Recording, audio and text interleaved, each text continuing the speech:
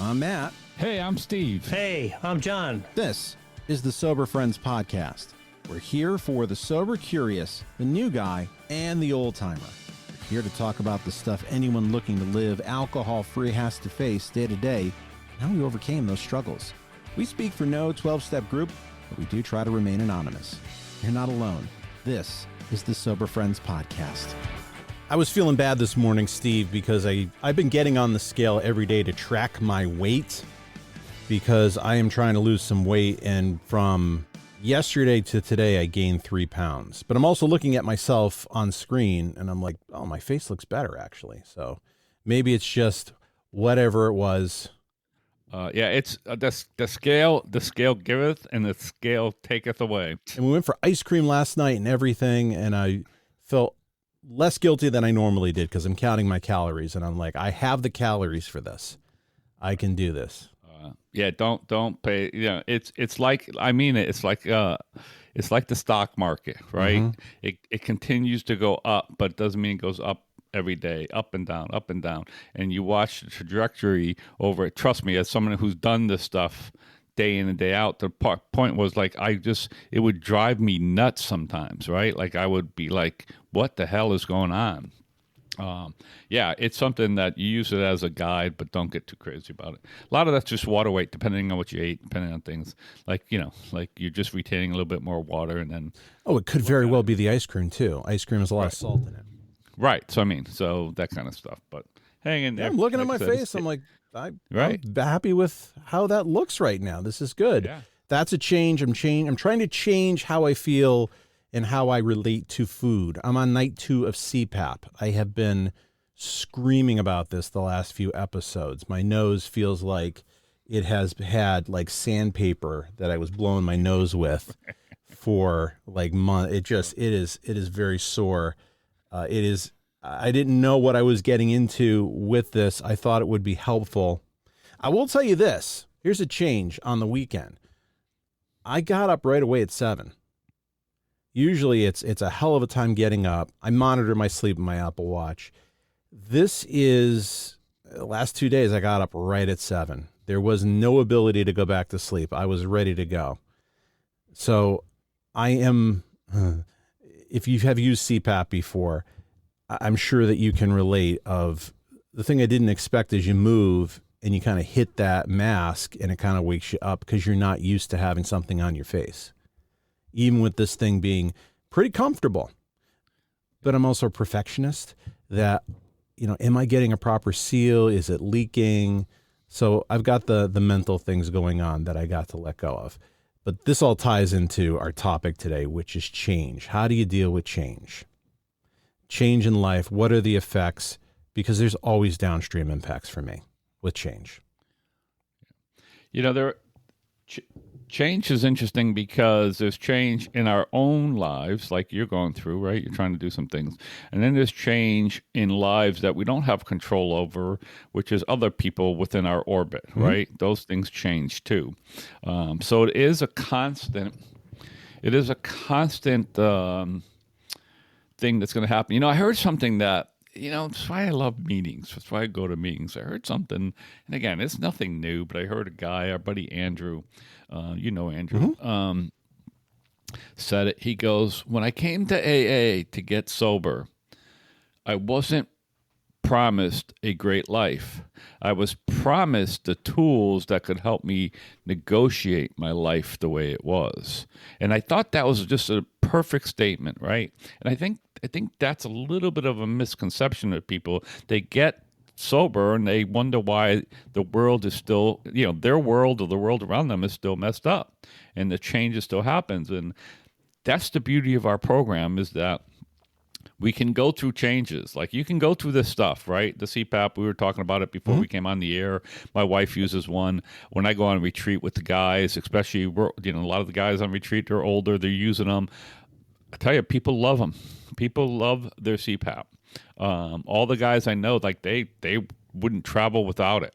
And so I think once you get used to it, hopefully you'll find that same comfort.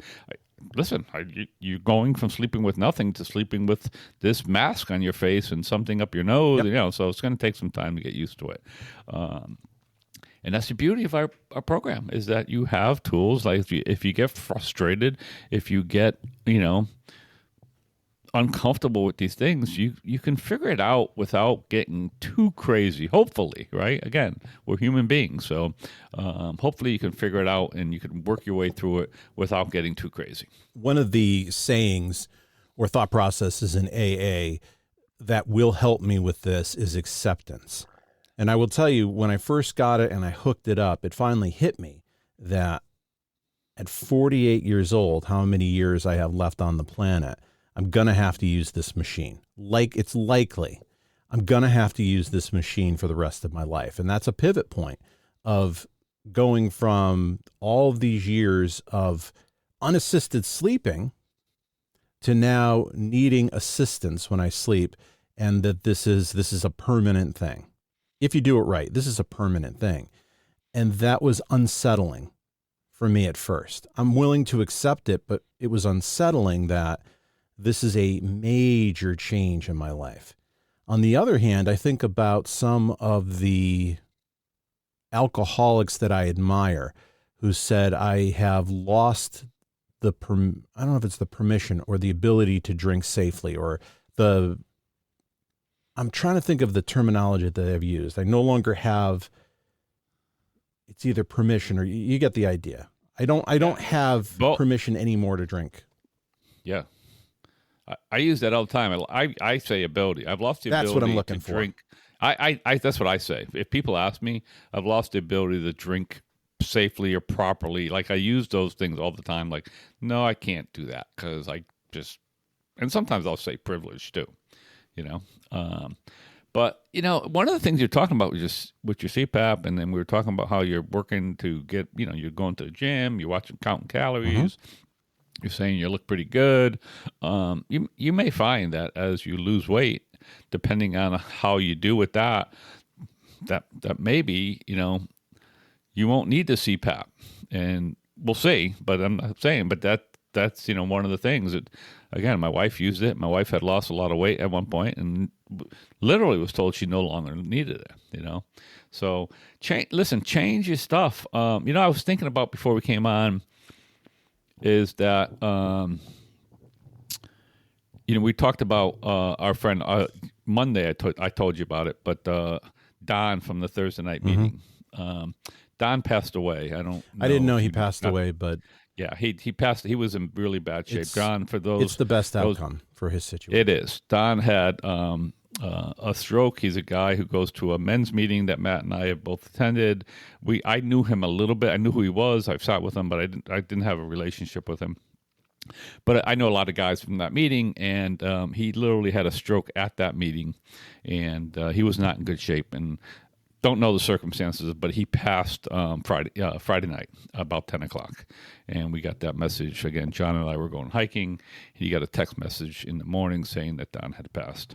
But again, we were talking about there's changes within our own self, and then there's changes that we don't have of our life, we don't have control over, right? Such as the death of a spouse or a father or a brother or close friends or a wife or a husband, right?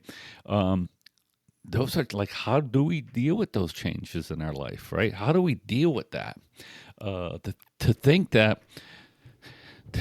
think that early on, when I was drinking, if anything like that happened, my first thought would be to get a drink. I'm not even kidding. I had that happen to me once, and got some really bad news, got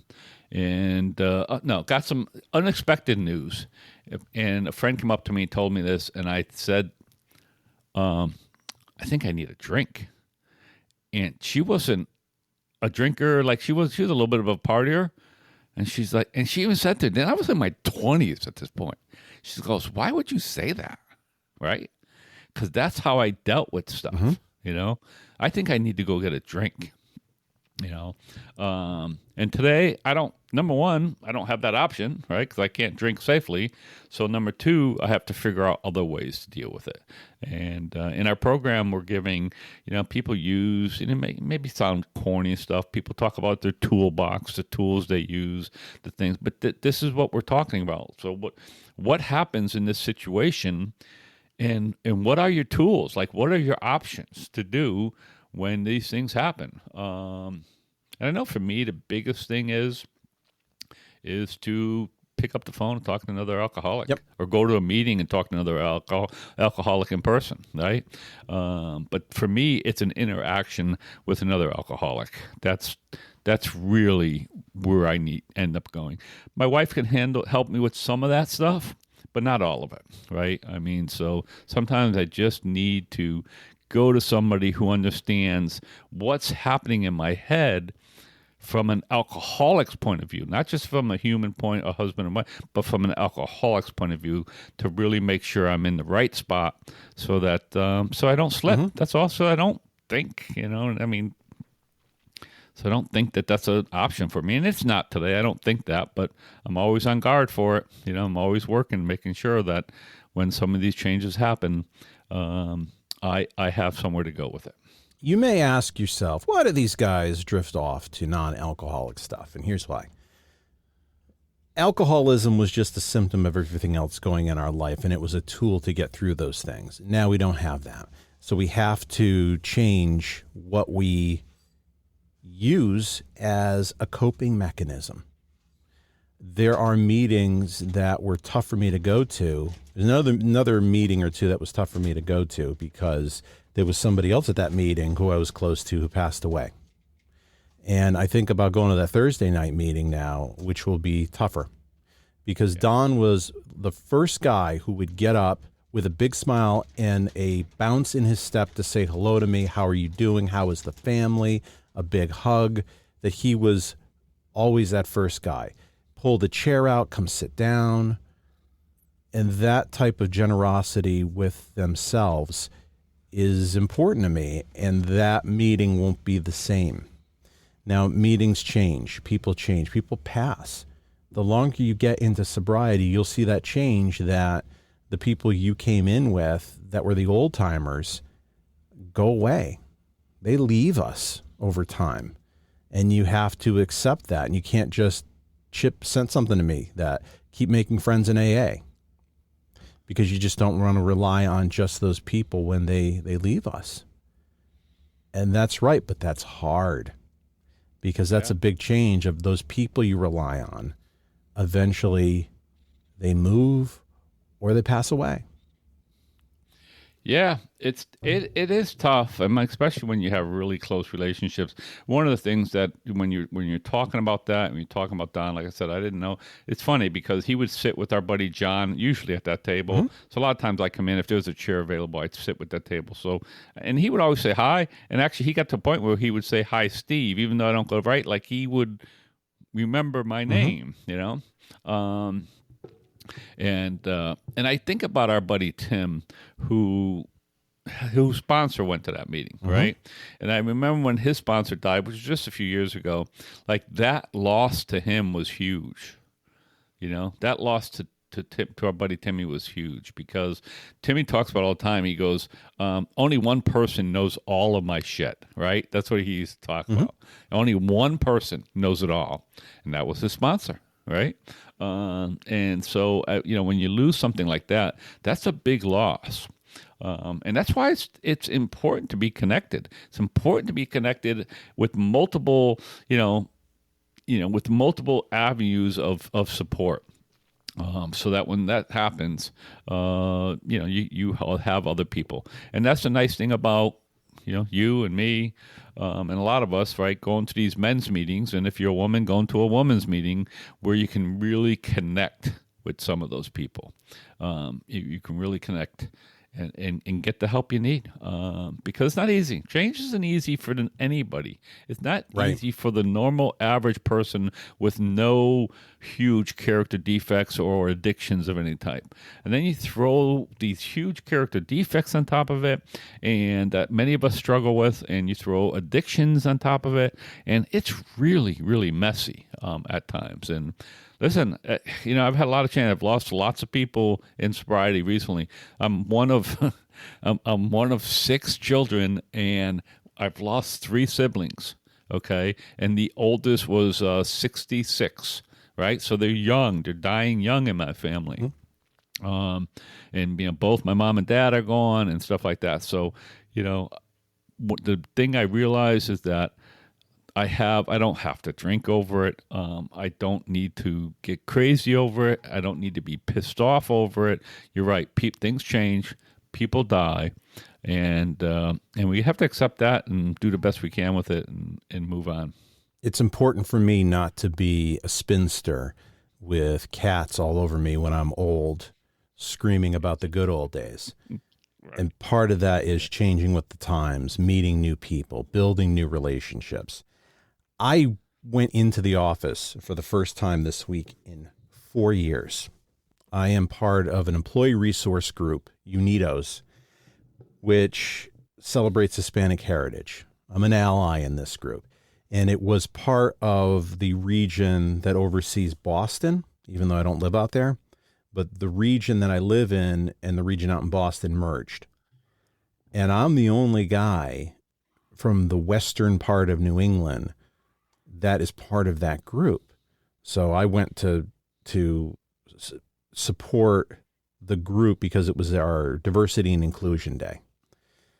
And I was really nervous going into the office because I hadn't been to this office so we went home 4 years ago, but it's probably been longer since I've been to that office because it's the local headquarters. I didn't go there all the time. It's a bit of a hike. And I was nervous going in, and they had to, do you know where the conference room is? And I had to think for a second. I'm like, you're going to have to point me in the right direction. And I surprised myself going up to see people I hadn't seen in a while because that's not my normal nature. But if there was somebody I knew, I got up, I shook their hand, or I had a conversation, and I was surprised that people remembered me. This has a lot to do with my own self-worth issues, but being remembered and being valued and people happy to see me, it's a big change that I was forward like that in talking to people.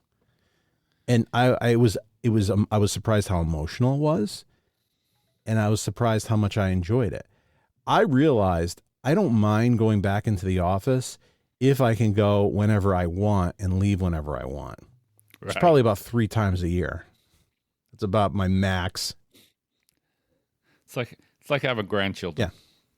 Yeah. Right? You don't have to live with them every day.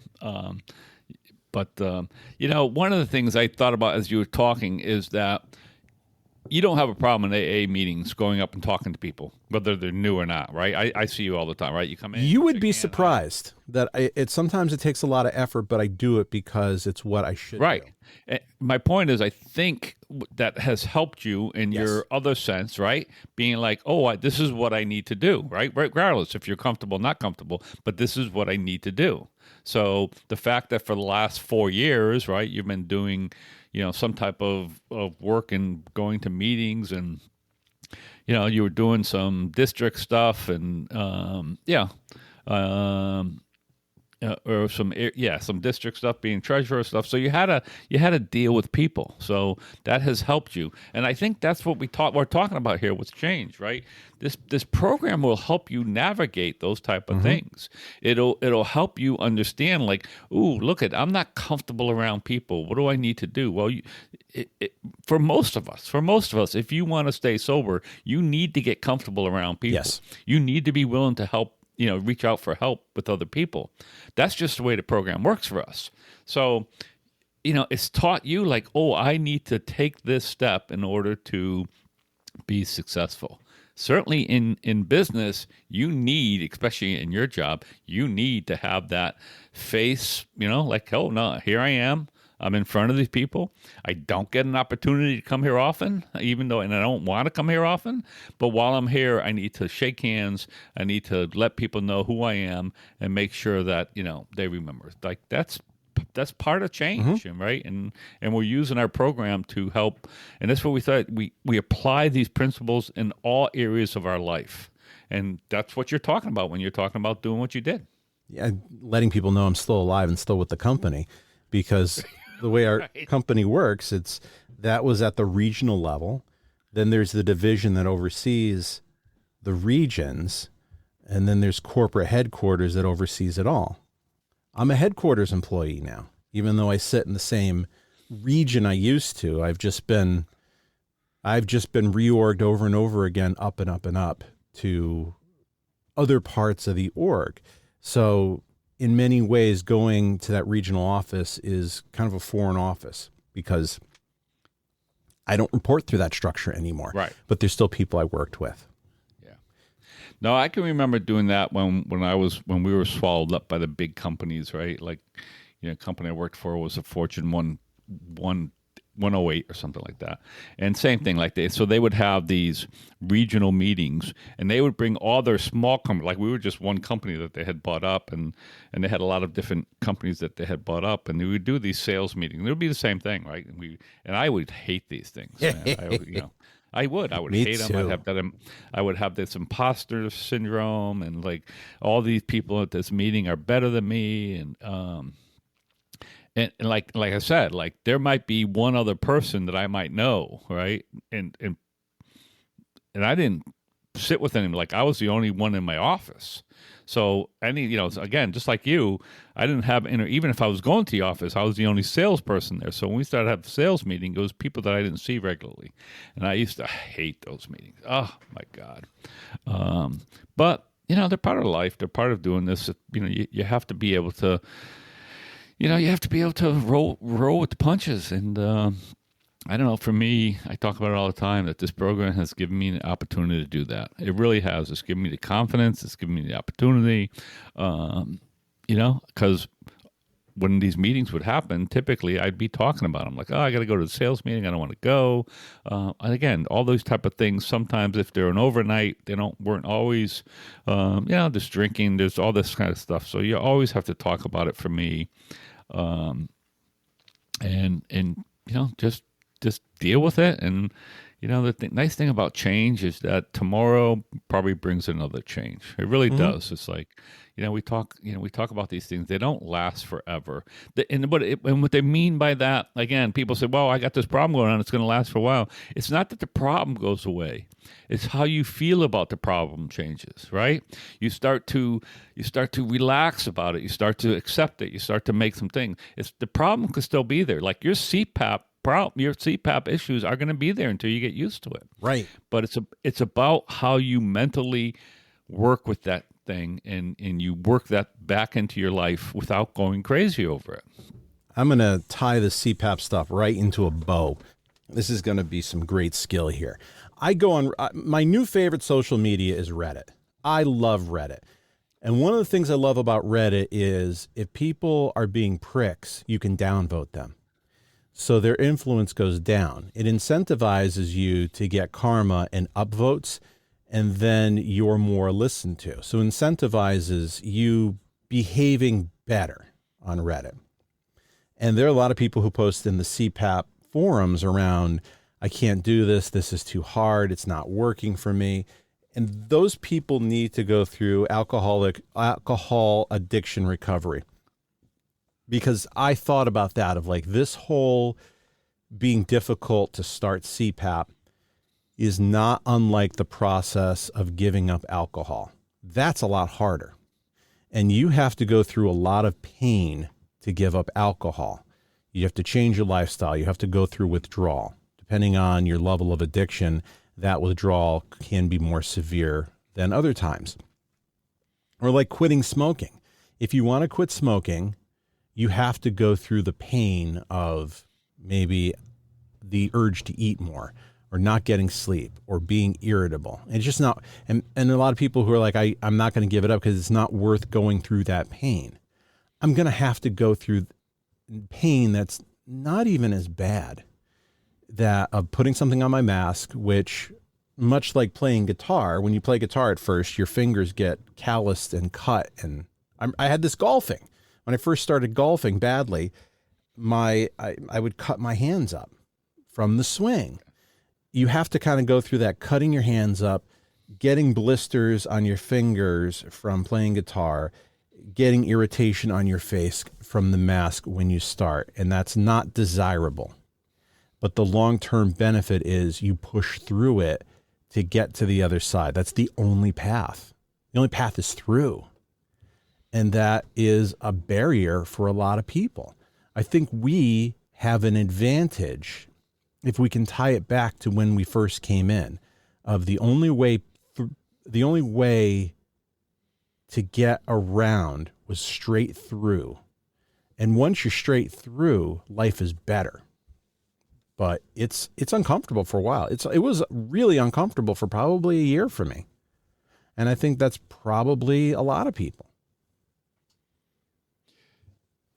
Listen, I think it's huge for a lot of people, right? I think there's a bunch of stuff that goes on with that.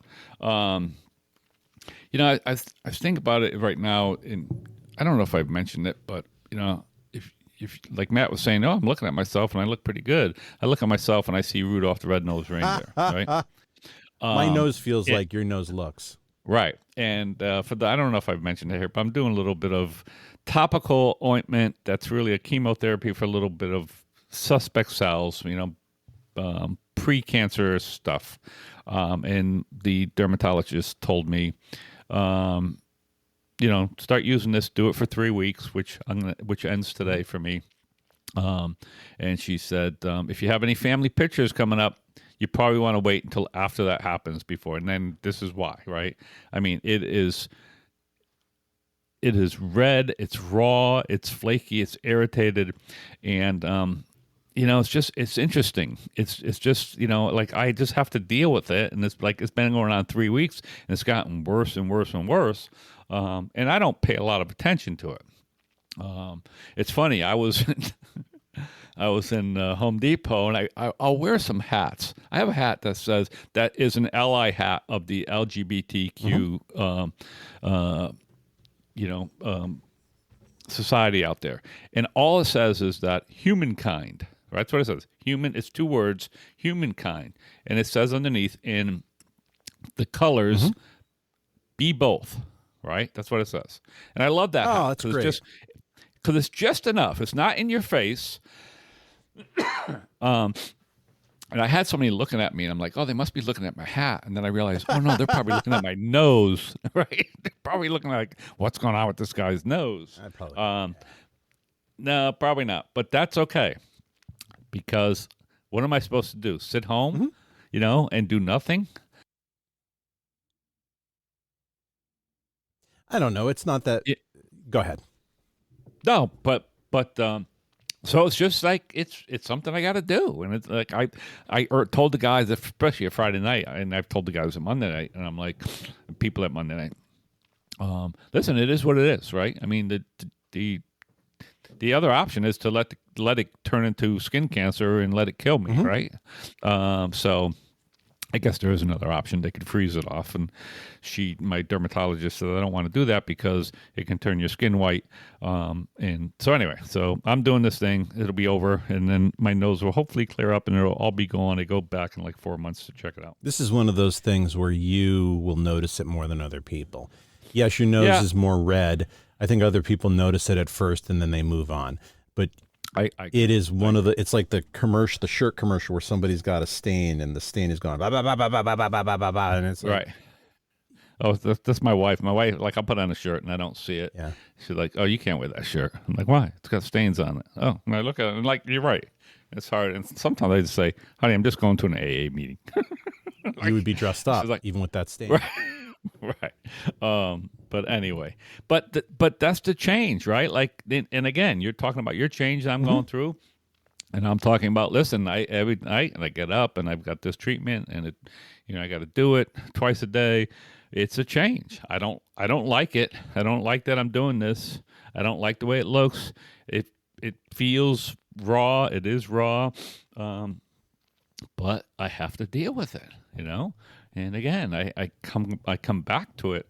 In the past, alcohol wasn't my problem. It was my solution. And my solution for feeling like this would have been to, something, I'm going to drink. I'm going to make myself feel better because I don't look good. My nose hurts. I got to put the stupid medicine on. Cancer has already tried to kill me once. It's killed 2 of my 3 siblings. And my mother, there's a lot to complain about. But the truth is, I don't do that, much. And that's because of, the gifts I've been given in sobriety. I want to share an email I got from Mitzi Y, who is one of our great friends. Hey, Matt and Steve, it's funny.